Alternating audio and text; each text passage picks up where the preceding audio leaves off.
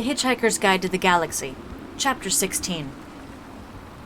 Arthur awoke to the sound of argument and went to the bridge. Ford was waving his arms about. "You're crazy, Zaphod," he was saying. "Magrathea is a myth, a fairy story. It's what parents tell their kids about at night if they want them to grow up to become economists. And that's exactly what we're currently in orbit about," insisted Zaphod. "Look, I can't help what you may personally be in orbit about," said Ford, "but this ship—" "Computer!" shouted Zaphod. "Oh, no. Hi there, this is Eddie, your shipboard computer, and I'm feeling just great, guys. And I know I'm just gonna get a bundle of kicks out of any program you care to run through me." Arthur looked inquiringly at Trillian. She motioned him to come on in, but keep quiet. "Zaphod," said... "Computer," said Zaphod, "tell us what our current trajectory is." "A real pleasure, fella," it burbled. "We are currently in orbit at an altitude of 300 miles around the legendary planet of Magrathea." "Proving nothing," said Ford. "I wouldn't trust that computer to speak my weight." "Oh, I can do that for you, sure," enthused the computer, punching out more ticker tape. "I can even work out your personality problems to 10 decimal places, if that'll help." Trillian interrupted. "Zaphod," she said, "any minute now we will be swinging around to the daylight side of this planet," adding, "whatever it turns out to be." "Hey, what do you mean by that? The planet's where I predicted it would be, isn't it?" "Yes, I know there's a planet there. I'm not arguing with anyone. It's just that I wouldn't know Magrathea from any other lump of cold rock. Dawn's coming up if you want it." Okay, muttered Zaphod. "Let's at least give our eyes a good time. Computer!" "Hi there, what can I—" "Just shut up. Give us a view of the planet again." A dark, featureless mass once more filled the screens, the planet rolling away beneath them. They watched for a moment in silence, but Zaphod was fidgety with excitement. "We're now traversing the night side," he said in a hushed voice. The planet rolled on. The surface of the planet is now 300 miles beneath us, he continued.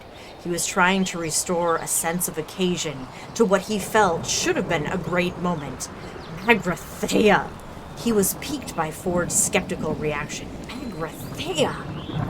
"In a few seconds," he continued, "we should see... right there!"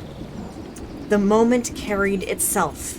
Even the most seasoned star tramp can't help but shiver at the spectacular drama of a sunrise seen from space. But a binary sunrise is one of the marvels of the galaxy.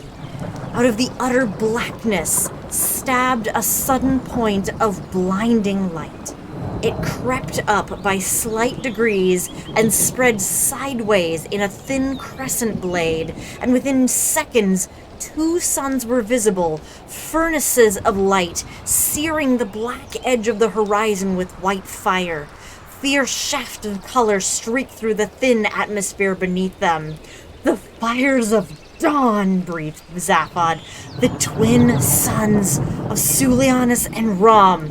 "Or whatever," said Ford.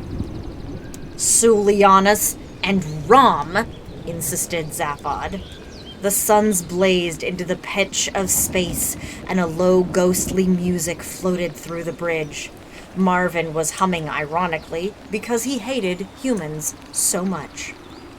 As Ford gazed at the spectacle of light before them, excitement burned inside him, but only the excitement of seeing a strange new planet. It was enough for him to see it as it was.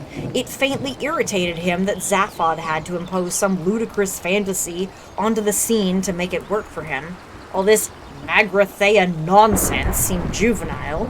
Isn't it enough to see that a garden is beautiful without having to believe that there are fairies at the bottom of it too? All this Magrathea business seemed totally incomprehensible to Arthur. He edged up to Trillian and asked her what was going on. Yeah, I only know what Zaphod's told me, she whispered. Apparently, Magrathea is some kind of legend from way back which no one seriously believes in. A bit like Atlantis on Earth, except that the legends say the Magratheans used to manufacture planets. Arthur blinked at the screens and felt like he was missing something important. Suddenly, he realized what it was. Is there any tea on this spaceship? He asked. More of the planet was unfolding beneath them as the Heart of Gold streaked along its orbital path. The suns now stood high in the black sky, the pyrotechnics of dawn were over, and the surface of the planets appeared bleak and forbidding in the common light of day. Gray, dusty, and only dimly contoured, it looked dead and cold as a crypt. From time to time, promising features would appear on the distant horizon. Ravines, maybe mountains, maybe even cities, but as they approached, the lines would soften and blur into anonymity, and nothing would transpire. The planet's surface was blurred by time, by the slow movement of the thin, stagnant air that had crept across it for century upon century. Clearly, it was very, very old. A moment of doubt came to Ford as he watched the gray landscape move beneath them. The immensity of time worried him. He could feel it as a presence. He cleared his throat. So, supposing it even is. It is, said Zaphod. Which it isn't, continued Ford. What do you want with it anyway? There's nothing here. Not on the surface, said Zaphod. All right, so supposing there's something. I take it you're not here for the sheer industrial archaeology of it all. What are you after? One of Zaphod's heads looked away. The other one looked around to see what the first was looking at, but it wasn't looking at anything very much. Well, said Zaphod airily, it's partly the curiosity, partly a sense of adventure, but mostly, I think it's the fame and the money. Ford glanced at him sharply. He got a very strong impression that Zaphod hadn't the faintest idea why he was there at all.